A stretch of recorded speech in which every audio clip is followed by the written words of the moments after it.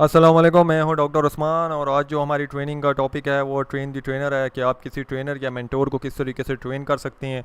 और ये आपके बेसिक्स ट्रेनर्स के लिए भी है जो ट्रेनिंग की फ़ील्ड में आना चाहते हैं या अभी ट्रेनिंग की फ़ील्ड में आए हैं।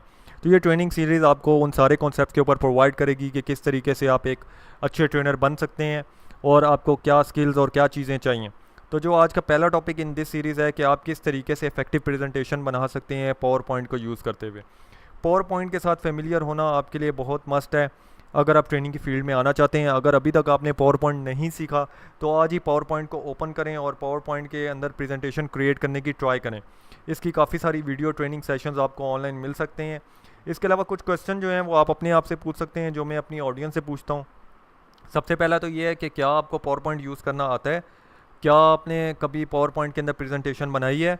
अगर पावर पॉइंट के अंदर प्रेजेंटेशन बनाई है तो क्या कभी आपने उस पावर पॉइंट की प्रेजेंटेशन का लेक्चर दिया है किसी को या आपने उस लेक्चर को आगे फॉरवर्ड किया है।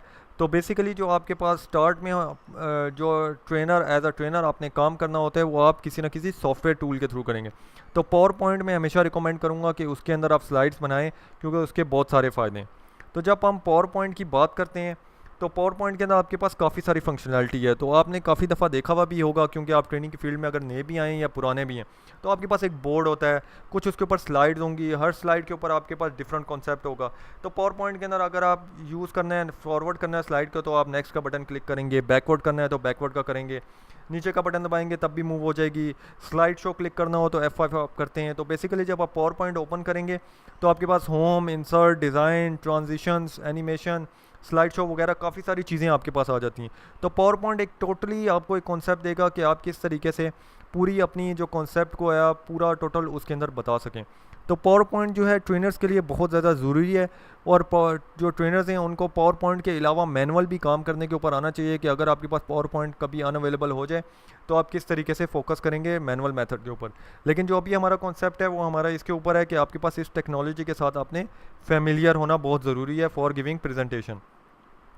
तो पावर पॉइंट की अगर बात करें तो हम सबको पता है कि माइक्रोसॉफ्ट ऑफिस जो है उसके अंदर पावर पॉइंट हमारे पास साथ आता है जो माइक्रोसॉफ्ट ने बनाया है। ये शुरू से काफ़ी अरसे से यूज़ हो रहा है और काफ़ी सारी प्रेजेंटेशन और सारी presentation most of the time power point के ऊपर ही बनती हैं। ये आपके लेक्चर्स और प्रेजेंटेशन दोनों के लिए यूज़ होता है। प्रेजेंटेशन का मतलब होता है जैसे आप ग्रुप प्रेजेंटेशन देते थे किसी एक सेपरेट टॉपिक के ऊपर। लेक्चर का मतलब होता है जैसे आपने क्लासरूम सेशन के अंदर लाइव कोई लेक्चर लिया और वो पर्सन आपको कुछ चीज़ समझा रहा है। तो बेसिकली ये इन दोनों चीज़ों के लिए यूज़ होता है। हमेशा पावर पॉइंट के ऊपर आपके पास कुछ नंबर ऑफ़ स्लाइड्स होंगी। जैसे इस हमारे पास जो इसके ऊपर है शायद मेरे पास 10 स्लाइड्स हों या 15 हो। इस तरीके से कोई भी टॉपिक के ऊपर आप स्लाइड्स बनाते हैं जो 5 to 10 to 15 भी हो सकती हैं। आपने ये फोकस करना है कि जो भी आप बना रहे हैं स्लाइड्स उसके ऊपर मटेरियल उतना ही हो जो इजीली डिस्प्लेएबल हो। अब पावर पॉइंट की प्रेजेंटेशन देने के लिए आपके पास लैपटॉप होना चाहिए या होम पीसी होना चाहिए। Most of the time I suggest that as a trainer आपके पास अपना पर्सनल लैपटॉप होना चाहिए जिसके अंदर आपके पास अपना सारा डाटा हो।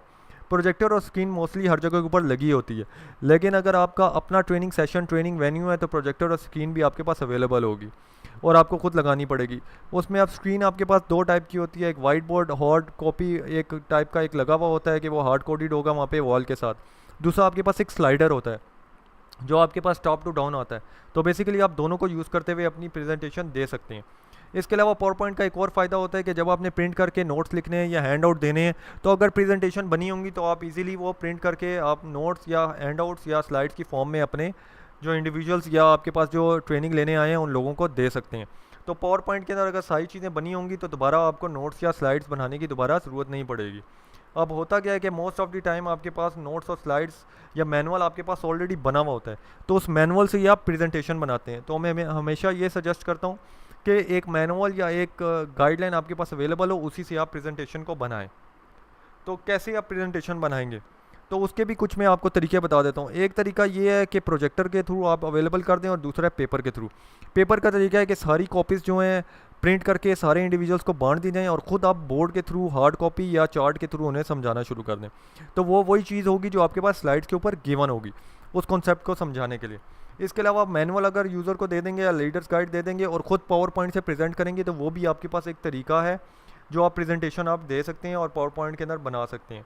इसके अलावा जब आपके पास ऑडियंस डिफरेंस होती है, जैसे हम इंग्लिश के अंदर नॉर्मली बात करते हैं, तो कुछ ऑडियंस अगर किसी को नहीं समझ आती तो आप ट्रांसलेट भी करते हैं सकते हैं स्लाइड्स को। मोस्ट ऑफ द टाइम यहाँ तो नहीं होता कि हम इंग्लिश को उर्दू के अंदर कन्वर्ट करें, हम कोशिश करते हैं कि जो हमारे pass out of the country जब आप जाएँ तो इंग्लिश अगर फ्रांस में जाएंगे तो फ्रेंच के अंदर अगर देनी है तो एक ट्रांसलेशन कॉपी की हो जाए, इसी तरीके से किसी और कंट्री में जाएंगे तो उनकी लैंग्वेज में हो जाए। तो बेसिकली आपने ट्रांसलेशन करना या उसको कन्वर्ट करना या अडॉप्ट करना according to the native person या इंडिविजुअल्स, ये आपके लिए बहुत ज़रूरी होता है और एज अ ट्रेनर आपको ये काम करना चाहिए। इसके अलावा जब भी कोई स्लाइड देने चाहें तो उसको काफ़ी ज़्यादा रिहर्स करके जाएं। कोई भी लेक्चर या ट्रेनिंग टॉपिक देना है तो उसे रिहर्स करें, जितनी ज़्यादा रिहर्सल करेंगे उतना ज़्यादा आप फेमिलियर टू दी कंटेंट होंगे। तो रिहर्सल बहुत ज़रूरी है ताकि आप कॉन्फिडेंट हो और आपकी ग्रिप हो उस टॉपिक के ऊपर। मोस्ट ऑफ द टाइम ये होता है कि बड़े से बड़ा ट्रेनर भी सम टाइम रिहर्सल नहीं की हुई होती तो वो टॉपिक के अंदर कहीं ना कहीं फंस जाता है। जब आप फंस जाते हैं तो आउट ऑफ दी आप वे चले जाएंगे और आपको पता ही नहीं चलेगा कि आपके पास टाइम कितना रहा है और आपके पास टॉपिक क्या था।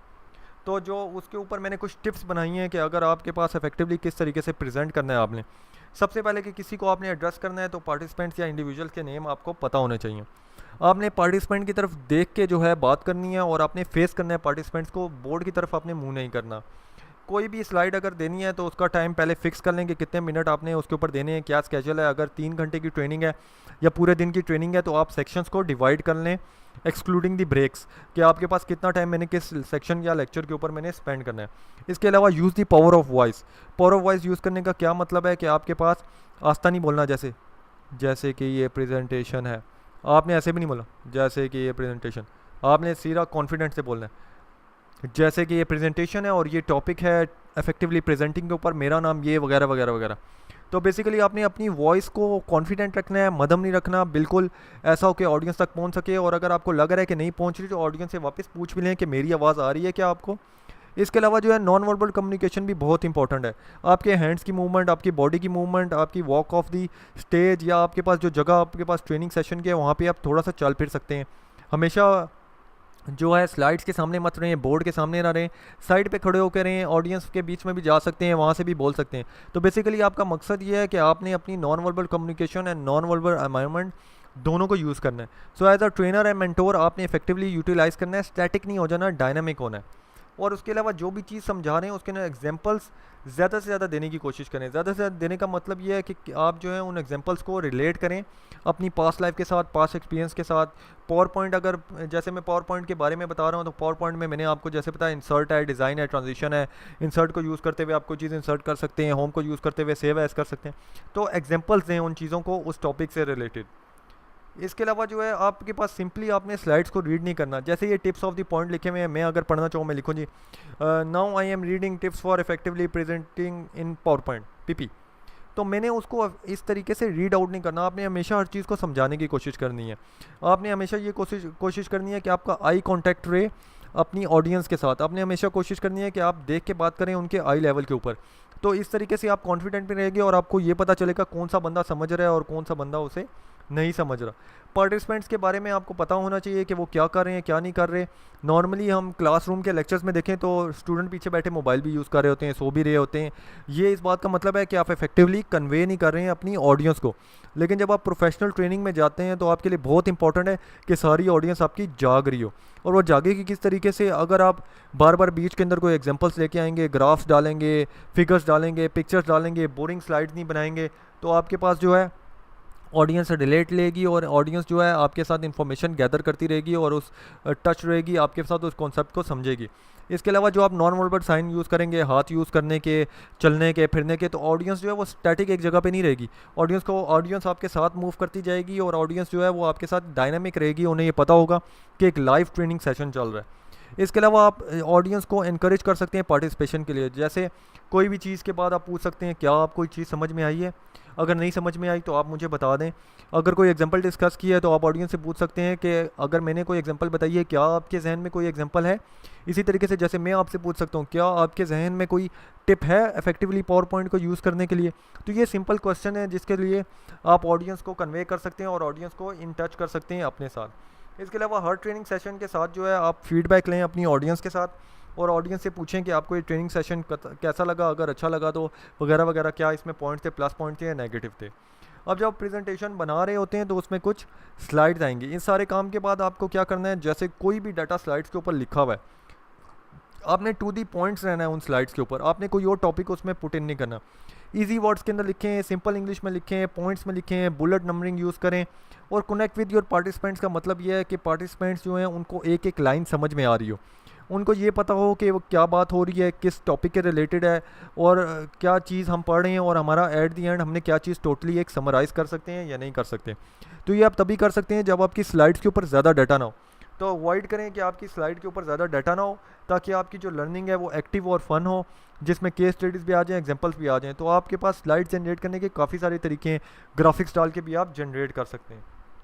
तो बेसिकली नेक्स्ट हम ये बात करेंगे कि स्लाइड्स के ऊपर हो क्या सकता है। अब आपने पावर पॉइंट की फंक्शनैलिटी भी सीख ली, आपको ये पता चल गया मैंने ऑडियंस को किस तरीके से बताना है। अब होना क्या चाहिए, सबसे पहले तो इंट्रोडक्शन अपना डालें, नाम हो गया, आपके पास कोई क्वालिफिकेशन है वो डाल दें, कंपनी के बारे में डाल दें, कोई प्री असेसमेंट की हुई है कि पिछले लोगों ने ये किया था तो ये रिज़ल्ट था, इस ट्रेनिंग के क्या गोल्स होंगे, ऑब्जेक्टिव क्या हैं, क्या क्या टॉपिक पढ़ेंगे, उनके क्या ऑब्जेक्टिव हैं, कौन से कंटेंट जो हैं एग्जांपल्स के साथ हैं, ग्राफिक्स हैं, फिगर्स हैं, क्या क्या चीज़ें हैं, ये सारी चीज़ें आपके पास स्लाइड्स के अंदर आ सकती हैं।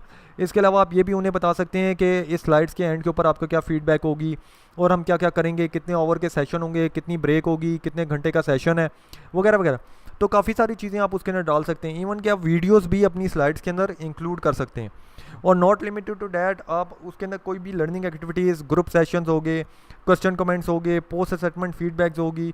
इसके अलावा आप थैंक यू की स्लाइड भी डाल सकते हैं। तो स्लाइड जैसा कि मैं आपको बता रहा हूँ, तो आप अपनी मर्ज़ी से जितना एक्सटेंड करना चाहिए उसे एक्सटेंड कर सकते हैं, लेकिन अपनी टाइम लिमिट के अंदर, इतनी लिमिट के अंदर कि एज अ ऑडियंस वो उस चीज़ को समझ रही हो। तो एज अ ट्रेनर आपका काम है कि आप ऐसी स्लाइड्स बनाएं कि वो ऑडियंस अच्छे तरीके से समझ सके। तो ये वीडियो मेरे पास यहीं तक है। अगर आपको ये वीडियो पसंद आई है तो ज़रूर जाइएगा मेरे चैनल के ऊपर, इसे लाइक और सब्सक्राइब कीजिएगा। और अगर कोई भी वीडियो इंग्लिश या उर्दू में समझनी है तो ज़रूर कमेंट कीजिएगा, और मैं आपके लिए वो पूरी तरह बनाने की कोशिश करूँगा। और हर ट्रेनिंग सेशन का हम ट्रेनिंग सर्टिफिकेट भी देते हैं, तो अगर आपको वो चाहिए तो इन स्टेप्स के थ्रू आप जाएं और आप वो हासिल कर सकते हैं। और उसकी एक नॉमिनल सी कॉस्ट है, और वो आपको एक ऑथेंटिक सर्टिफिकेट हमारी ऑर्गेनाइजेशन के लोगों के साथ आपके साथ अवेलेबल हो जाएगा। तो क्या सोच रहे हैं, आज ही जाइए हमारे यूट्यूब चैनल पे, उसे लाइक और सब्सक्राइब कीजिए। शुक्रिया।